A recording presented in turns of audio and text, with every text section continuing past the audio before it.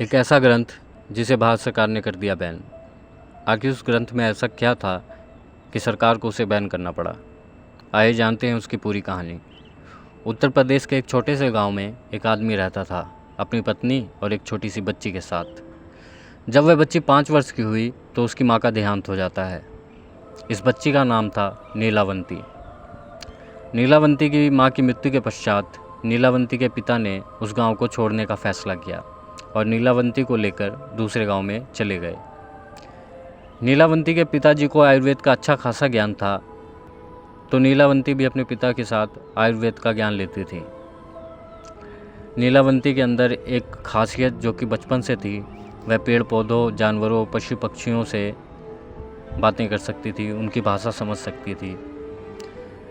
बल्कि यही नहीं, नीलावंती के स्वप्न में शैतान भी आते थे और नीलावंती को ज़मीन के नीचे गड़े हुए धन दौलत के बारे में जानकारी देते थे। लेकिन नीलावंती के अंदर उसके पिताजी के अच्छे संस्कार थे, इसलिए वह सब कुछ जानते हुए भी धन दौलत ज़मीन के नीचे से खोदकर नहीं निकालती थी। नीलावंती को पेड़ पौधे और शैतान जो भी मंत्र बताते थे, वह पीपल के पत्ते से बनी किताब पर लिख लेती थी। जब नीलावंती 20 से 22 वर्ष की हुई, तब वो भूत प्रेत जो कि स्वप्न में आते थे, वो उसको हकीकत में सामने नजर आने लगे। कुछ समय बाद नीलावंती को पता चलता है कि वह एक श्रापित यक्षिणी है, जो कि एक श्राप की वजह से इस दुनिया से बाहर नहीं निकल पा रही है। उसे अपनी दुनिया में जाना था। यह सब बात वह अपने पिताजी को बताती है। तब उसके पिताजी उससे कहते हैं कि बेटी, यदि तू इस दुनिया की नहीं है और किसी श्राप के कारण तू इस दुनिया में फंसी हुई है, तो मैं तुझे नहीं रोकूंगा। अतः तू अपनी इच्छा से यहाँ से जा सकती है। फिर नीलावंती उस गांव को छोड़कर जाने लगी कि रास्ते में उसे एक व्यापारी मिलता है और नीलावंती उस व्यापारी से दूसरे गांव में जाने के लिए कहती है, क्योंकि नीलावंती को एक अच्छी आत्मा ने बताया था कि यहाँ से 35 मील की दूरी पर तुम्हें एक गांव मिलेगा और उस गांव में तुम्हें एक बरगद का पेड़ मिलेगा। वहीं से तुम्हें अपनी दुनिया में जाने का रास्ता मिलेगा। इसके अलावा तुम्हें अपने रक्त के साथ पशु पक्षियों की भी बलि देनी होगी।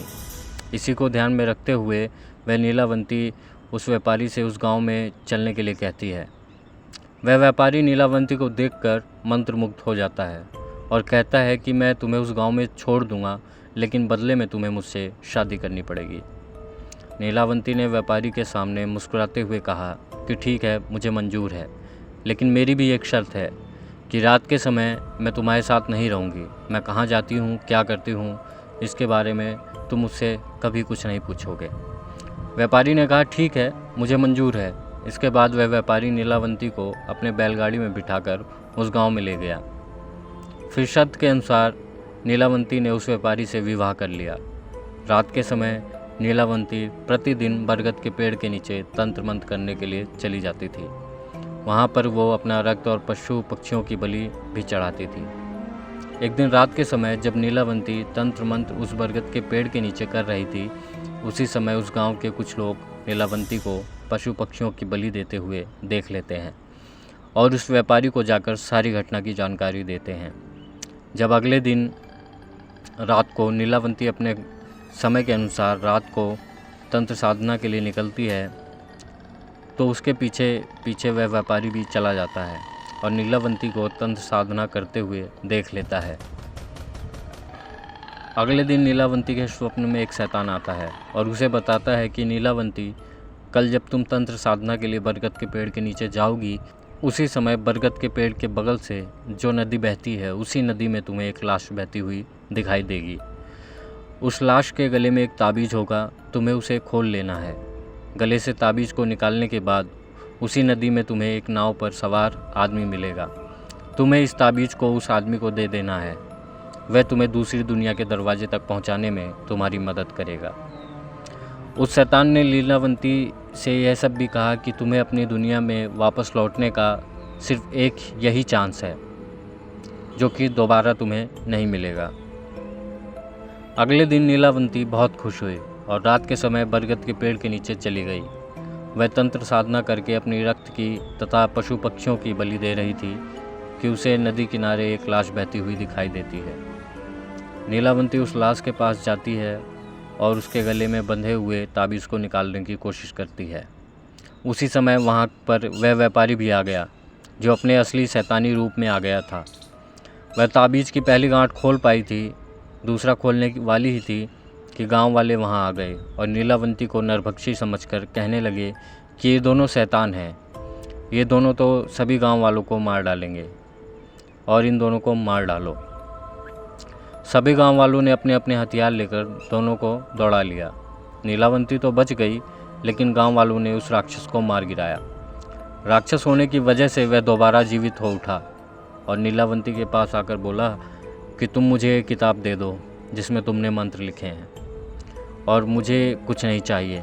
तब नीलावंती ने सोचा कि यदि यह किताब इस शैतान को मिल गई तो यह दुनिया के लिए अनर्थ साबित हो सकता है, और नीलावंती ने उस किताब को शापित करते हुए कहा कि जिसने लालच में आकर इस किताब को पूरा पढ़ लिया उसकी मृत्यु तुरंत हो जाएगी, और जिसने इस किताब को आधा पढ़कर बीच में ही छोड़ दिया वह पागल हो जाएगा। यह कहकर नीलावंती उस किताब को लेकर भाग गई। उसके बाद नीलावंती का आज तक पता नहीं चला कि वह कहाँ गई। कुछ समय पश्चात वह किताब एक साधु को मिलती है। उस साधु के मन में किसी भी तरह का कोई लालच नहीं था। चूँकि वह किताब दूसरी भाषा में लिखी गई थी, अतः उस साधु ने उसको सरलतर रूप में अनुवाद करके लिखा ताकि सबको समझ आ सके। फिर जिसने भी ये किताब अधूरी पढ़ी वो हुआ पागल, और जिसने पूरी पढ़ी वो मारा गया। ये थी कहानी एक श्रापित ग्रंथ की, जिसे भारत सरकार ने कर दिया पढ़ने पर बैन। अगर आपको और भी कहानी सुननी है तो मेरे चैनल को सब्सक्राइब कर सकते हैं। मिलते हैं फिर किसी नई कहानी के साथ, तब तक के लिए नमस्कार।